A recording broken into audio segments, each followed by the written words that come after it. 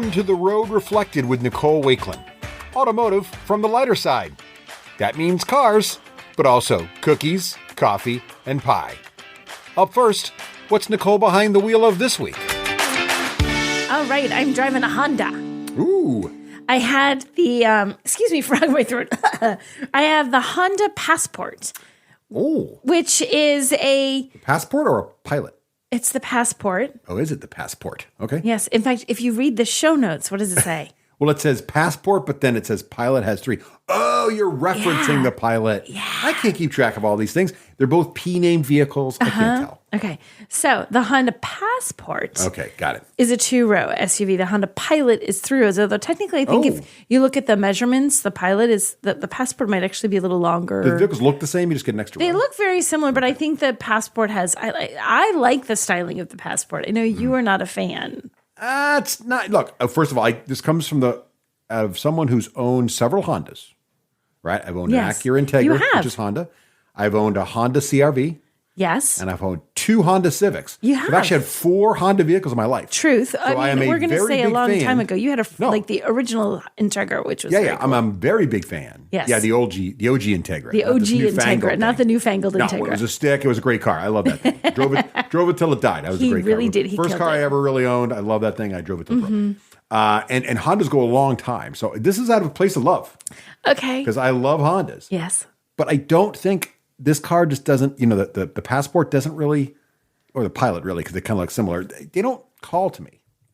You just don't. So what don't you like? I don't know. They could look more aggressive. They could look more exciting. They could look less like a minivan that's been turned into a SUV. Oh, ouch. You really I just don't know. God, man. I know. They don't call to me. Well, I like how the Passport looks. Okay. I'm fine with it. Yeah. I don't have the issues that you have. It drives fine. It's a nice vehicle. Yeah. I mean, I enjoy driving it. I guess it's not a fancy. It's not fancy. It's not. Here's the thing. It just doesn't have style. But here's the thing.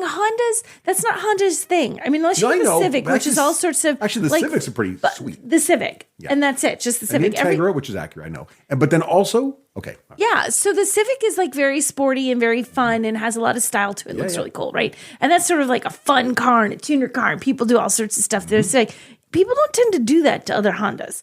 The rest of the Honda lineup is pretty like, the Accord, great sedan, the Pilot, great SUV. They're sort of tame, maybe. Okay. So I don't think you expect this to look like it, like whoa, like a Honda Civic. It's a Honda Passport. This one gets a little bit. We had the Trail Sport, which is the off-road version of this. But like with so many SUVs, yes, you can go a little off-road. But like if you're a hardcore off-roader, no. Right. You're not doing hardcore off-roading in this. It has standard all-wheel drive. In the Trail Sport, it has 8.1 inches of ground clearance, and there's even a couple little drive modes you can flip through. But none of this is going to be something that I can seriously go climb a mountain in my Passport. I mean, you could try. Honda would probably love to see you do it, and they'd be like, "Whoa, go you! You did it! Look at that advertising right there."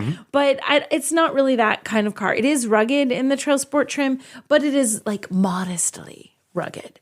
So I feel like that's what a lot of Hondas kind of do, or a lot of SUVs do. They say that this is our off-road trim, and it gets some extra accents, which this one does. I love how it looks. The interior is fun. Yeah.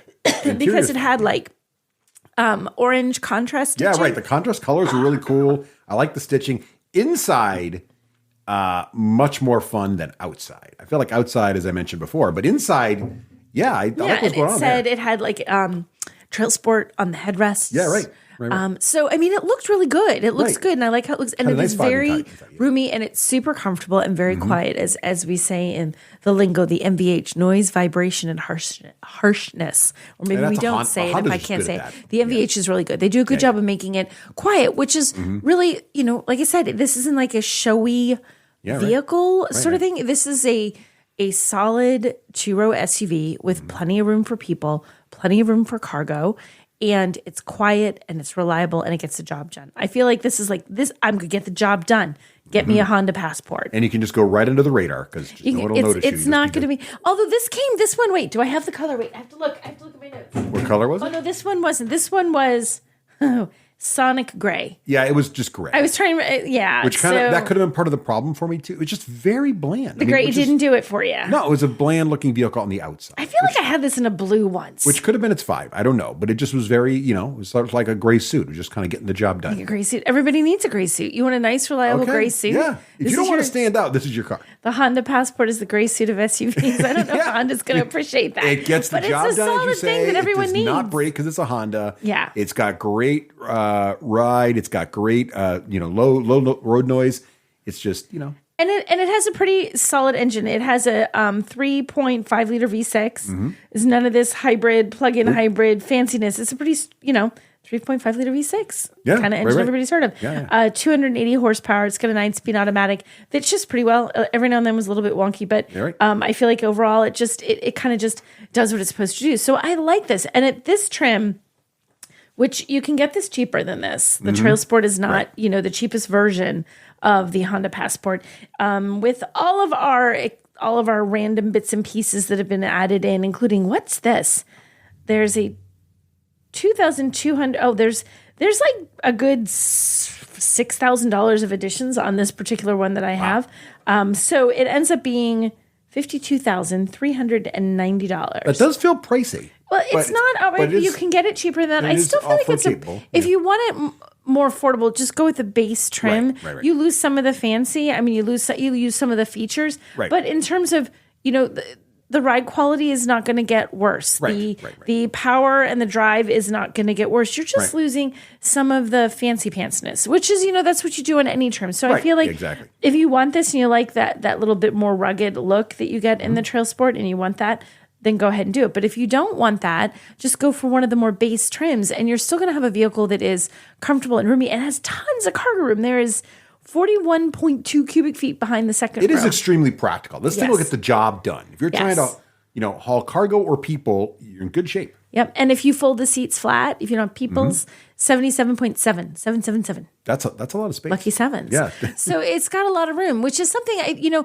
some people want a bigger SUV because they want people in the back. They want that third row to have the kids. Like if you have a large family, or if you have kids who often have their friends along for the ride, you have 2 kids and they both bring friends. You need an SUV that has. That's why you got to go for the Pilot. If you want that, but some people flying a passenger jet, people get so many don't people in the back. want it. And here's the bonus thing: so if you're the mom that only has 2 rows in your SUV, you are not stuck always taking the kids. Ooh, smart! Because you can't take all the kids. I see what so you're it's doing like, there. I so sorry, I can't do that carpool with you. Right, I can't do that carpool with you. I just have to take my kids on my own because I don't have enough seating, and I have to take your screaming kids, just my own screaming kids. So see, there's a benefit to going with a 2 SUV if you really don't need that third row.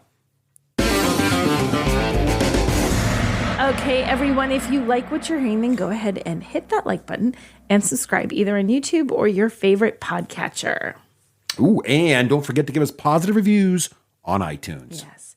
So the other vehicle I'm going to talk about, you haven't seen at all because... Well, now I'm jelly.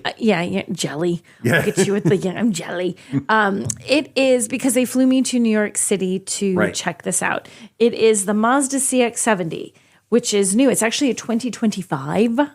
Ooh. Yes. This is like new. Hotness. And they flew us to New York City not to drive it, truly just to get a first look. Oh, so you couldn't touch it? You could, but I mean, you couldn't drive it. You couldn't take it anywhere. Is there an embargo here, or can you tell us all about it? No, it's all out there. Yeah. I can talk about everything about it. There was no driving. We didn't drive. It was actually, they took us, I think they did one in California where they had it outside because California. Yeah. Cool. But in New York, they had us in, basically they have a warehouse where they have a set. Well, it is snow and mud season. Yeah, and they made it look like a garage, the world's fanciest garage. I thought, wow, okay, Was it like... The car is cool, but dudes, I want my garage to look like this stage Was garage. it like Fast and Furious garage, or like all the cool stuff? No, it's just very, had like wood, and it had like nice shelving, and it was all very like fancy. You had just wanted right from your house. Garage. Yeah, so I was like, man, I love this fake garage you guys have created here on this set.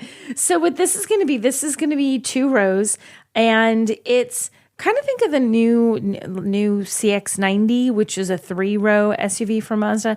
It's kind of that, but 2 rows, like in a lot of ways. And we don't This is kind of like the whole Pilot Passport thing. Kind of. Okay. But this one, I think, is even closer, the two of them. Okay.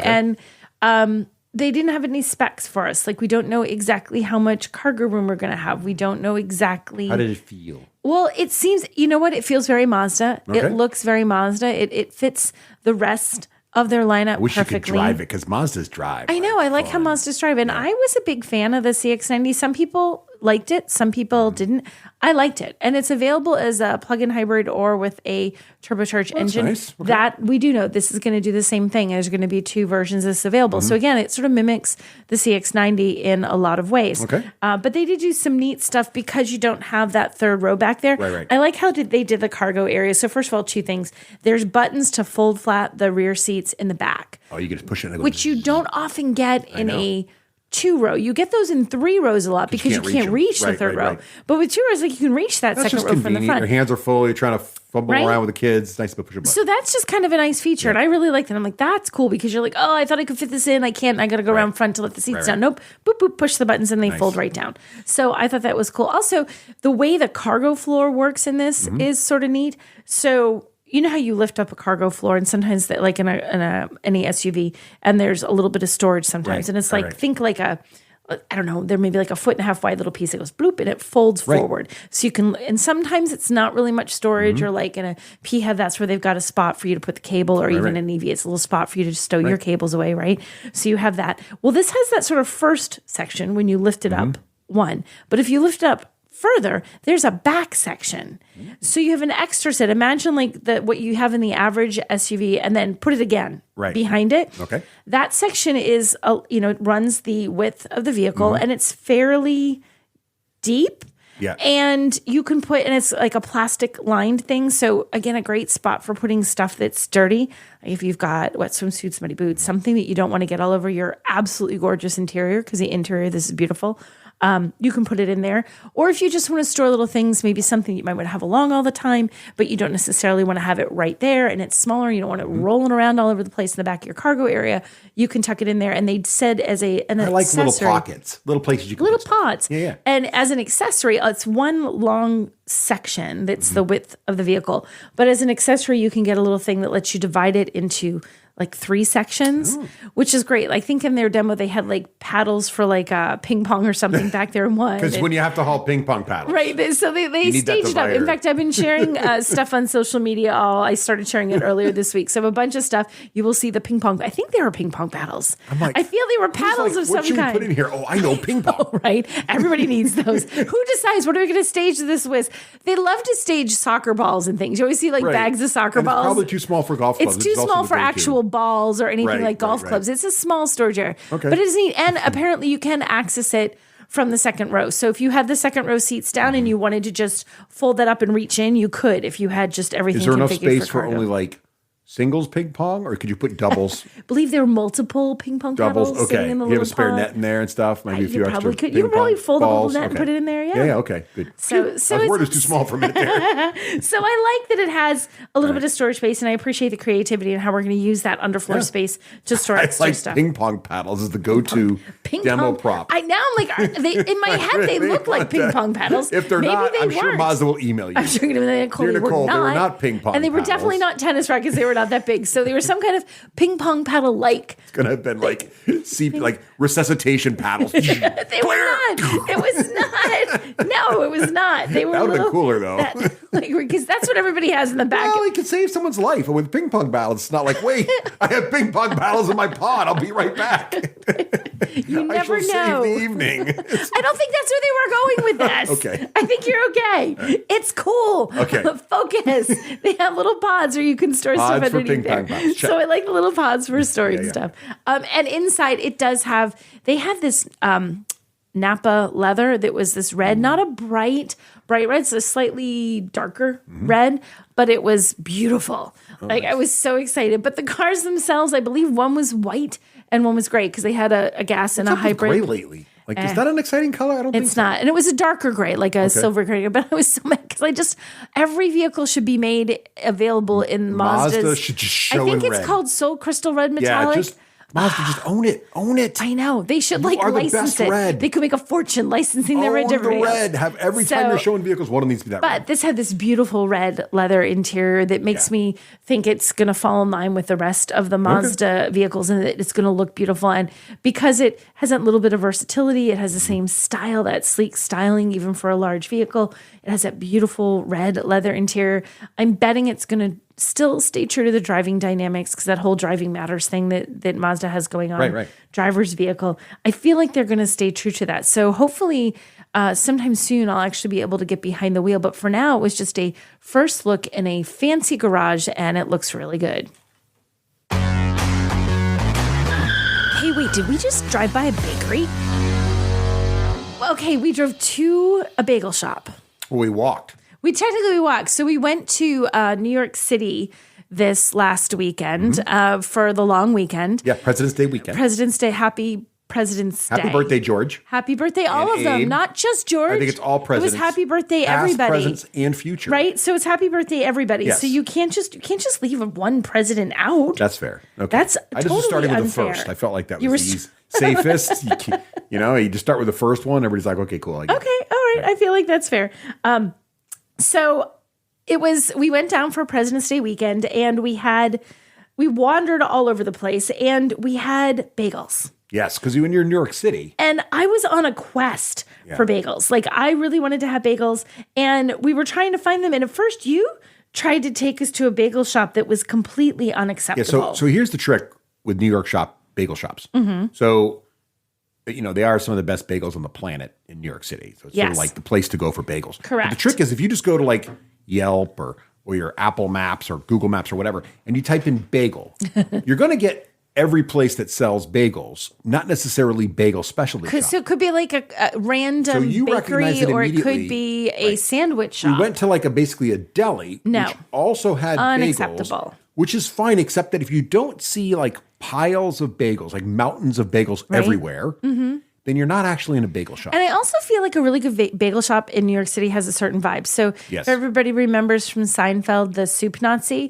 where you walk in, you order your soup, you move to the side, you pay for your soup, you walk out the door. There are rules, there's etiquette, and if you fail, you'll be banned for life. You'll be banned for life, and no one wanted to be banned for life from the soup Nazi and the Seinfeld thing. Right. Well, I feel like there has to be an element of show up at the counter, tell them what you want, and move along. Good bagel shops all have this unique characteristic because they're so busy with lines out the door. They don't have time for you to be asking them questions. You better know by the time you get up there. You just have to have your things figured out. And if you're not sure, then just don't try and figure it out anymore. Just plain bagel cream cheese and just get on with it. And it's kind of like fish and chips shops in New England. They're not beautiful places. They're usually holes in the wall. The more hole in the wall a fish and chips place is in New England, the better.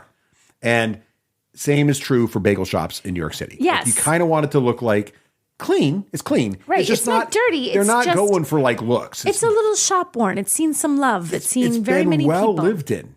It's well lived in, well used, yet clean. Yes. And run with precision Swiss timing. So we went to we went to one that was very much just a sandwich shop. Yeah, and so we knew immediately. You knew immediately. I was kind of well, let's just peek. And I said no. You identified all the signs. From the outside. I'm seeing an ad for some kind of sandwich on regular old bread. That is not the place I want to be. When hamburgers are in the mix, you're in the wrong place. No. Yeah. So we ended up going to this place called Essa Bagel, and it was ESS-A. And we're already in better shape because bagel's in the name. Because bagel's in the name, which is a good thing. The first place was Toasty or something. Which is not, which I'm sure it was fine, but it was not a bagel place. But it wasn't what you're looking for. So we went to this place called Essa Bagel in New York City. Yeah. And when we got there was a line out the door. There was substantial line out the door. A decent line, which I felt like was a good sign. And I am not afraid to wait. And some people say if there's a line, they're not going to wait in line for just stupid whatever. No. I will wait in line for stupid whatever. The line tells you they're good. A cupcake, a cookie, a cup of coffee. If enough people are waiting, if people think it's good enough to wait in line, it's probably good. There's a reason there's a line there. There's a reason there's a line, right? So we waited in line, we got inside, and it was fabulous. There were all these guys working behind the counter. It's like a really long counter. There must have been 30 different kinds of cream cheese. It was just a military precision going on in there. And the guys, I don't know how they kept track of it because they take your order, they make your order. So the guy who takes your order makes your order, and he's remembering it all, and he's done, and he doesn't look. There's all these people. There had to be 70 people in line in that store, and he looks right up and looks directly at you and says your order and knows it's you. He remembers while he's making that order. They've got like all the guys are using the same little toaster machine to toast all the bagels. You're in good shape because all they sold pretty much. I mean, there was a few non-bagel items like babka and stuff, but for the most part, oh my gosh, there was a wall of bagels on top of the cabinet. The cabinet itself, the case, which would normally be a deli case, this thing was just a schmears. It was an entire case of stuff you put on top of the bagel. And lox and capers. And then on a separate side, and this was the most amazing thing. So on the separate side, you figured this out on our second trip. Yeah, because we went twice and brought bagels home the next day. First thing in the morning to avoid the line. But like, if you want to just buy bagels like whole, like fresh out of the boiler like to take home. Just to take home, right? Like a half dozen or a dozen or something. There's a separate place you go for that. And there's a giant glass cabinet where they dump all the bagels in. And the funny part is they weren't sorted. It wasn't like the pumpernickels are in one bin. It was so weird. I've never seen and that. And the garlics are in another. No, it's just a giant. So yeah, if you it was like all the Legos mixed up, and the guys could like some kind of like bagel savants could reach in and pull out all the pumpernickel. Boom. Right. And I looked at the case and I said this morning, I want to take 2 pumpernickel. If you have them, he's like, boom, boom. And I'm like, where were they? So if you imagine, they're just all, and there's some bins behind them. Again, I see no rhyme or reason to. And then the case in the front where they're all sort of stacked, the guys just find them. I don't know how they do it. And here's the advantage of having a line. So like you're in this now above, the giant case. This ain't it's a good shop because it is shop board. It's a little bit, but they have these beautiful high-tech screens. They're like all above. Actual screens. All not screens, like boards. Not like pre-printed menus, but all screens that are changing, that are telling you all the things you can get. And there's literally like 2 screens of different bagels available. Yes. And then there's like a screen and a half of the different schmears that are available. And then you could get sandwich bagel. Like you could turn your bagel into a Reuben, which you did. There's a whole screen of sandwiches. You can have your bagel, which I got a Reuben the second day. There's a whole screen of just the cream cheeses. And there's got to be like, 20, 15? There was a lot. There was a lot. My favorite's olive pimento, which I was happy to report they had. No, that is delicious. Blech. But they had all kinds of crazy stuff. They had like sweet ones, all kinds of crazy. And then they had all the fruits. And then it would switch over again. And then you have all the things like lox and everything else you could put on the bagel. It was just like endless. Amazing. It was awesome. I feel like if I lived there, I'd be there every morning to get myself a bagel. Yeah, dangerous. I've heard they were so good. There are, if you talk to any New Yorkers, they'll tell you different. They each give you a different shop. There's no consensus. So I have no idea where this particular bagel shop ranks. It just happens to be in Midtown. So if you happen to be in, near Broadway area, it's a great spot. And they had everything I was looking for in a bagel shop. It was so good. And then we got half a dozen bagels to take home. Yeah. And then we got... You got the babka. They had chocolate babka, and it was the best thing. So they have these little racks that sort of create the line that you wait in. And they had like the black and white cookies, and they had arugula, and they had... babka, and they have all these things. So today I thought I'm going to get myself a chocolate babka, and I go to take one. And the man that was standing in line at that time, because you kind of have to, you can walk around the line to get your babka and then just take it to the counter if you're not getting a bagel made up for you. And the guy in line, he's like, no, she just brought the other ones out. He's like, one's the bottom shelf. She just put those out right now. Those are the fresh ones. I'm like, these here. He's like, yeah, get those. Thanks for the tip. Yep, no problem. like he's like, don't grab from the top. Grab the ones at the very bottom, right? When I opened it up when we got home, it was amazing. It was really, really good. It was so good. So There's let's talk about much the sandwiches for a minute too. So the first day when we just found it, and it was a massive line. Yes. All 3 of us just got bagels with cream cheese toasted. And it was a little bit like panic, quick, order. But they were delicious, and we just ate them like whole, like walking through the streets of New York on the way to see our play. It was awesome, but it was fantastic, and we have a really, really strong bagel shop here in New Hampshire. Surprisingly, but this place was better. Yes, unsurprisingly, because New York. But then you got a sandwich. The next day, you got the bacon, egg, and cheese breakfast sandwich on a bagel. Yes, it was so good. How did that go? It was really good. It was just as amazing. I think the thing that makes it good is the bagel. Like when there's it's got to be squishy on the inside, but slightly crunchy on the just slightly. There has to be a little crust to it. It can't be squished all the way through. Yeah. It can't be just like the crust that you have on a piece of bread. It has to have a little bit of thickness to it and be ever so slightly crunchy. It was delicious. And then, of course, I got the Reuben, which means you basically get 2 parts of New York. Open-faced. It was huge. Because I get a bagel, and then I get corned beef or pastrami, depending on where you want to go. I guess one's a Reuben and one's a Rachel or something. I can't remember the differences. But in any case, it was fantastic. Super lean, great. Got to have the Thousand Island dressing on there. You got to have a little bit of the sauerkraut. So now that's my thing. So I've always been looking for a bagel shop in New York City that I just love so much. And I've had some and they've all been good, but there's never been one I thought I would seek it out. I would seek this one out again. I'm sure there are better ones, but this is up there. In fact, you have work in the city next week. And I know you said you're not quite sure where you're going to have to be for work. Yeah. I don't care. I don't care if you have to spend $100 Uber to get back to the shop. This is the wrong part. I'll be in the financial district. This is Midtown. I don't care. You're going to go back to Essa Bagel and you're going to get me a half dozen bagels, or I'm just going to change the locks. This is it, people. We're going to drop $40 on an Uber ride just for bagels. That's right. It's the most expensive bagels ever, and they're going to be worth every single bite.